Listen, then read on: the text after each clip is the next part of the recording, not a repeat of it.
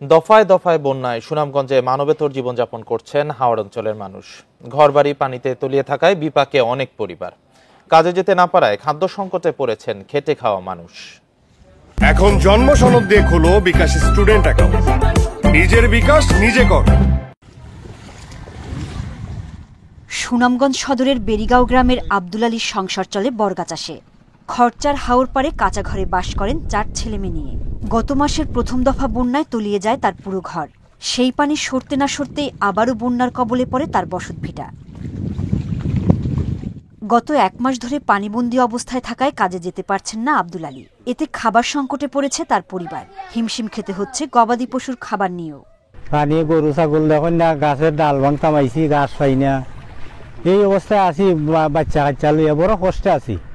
বন্যা পরিস্থিতি দীর্ঘায়িত হয় আব্দুল আলীর মতোই বিপাকে খেটে খাওয়া মানুষ। পরিবার পরিজন নিয়ে মানবেতর জীবনযাপন করতে হচ্ছে তাদের। আমরা খাওয়ারও কোনো সুবিধা নাই, যে কষ্ট করে আমরা চলতেছি, গরিব মানুষ তো আমরা। আগের পানি রুইয়া গেছে, এরপরে আবার পানির উপরে পানি, বুক পানি পর্যন্ত ভাঙে দিতে হয়।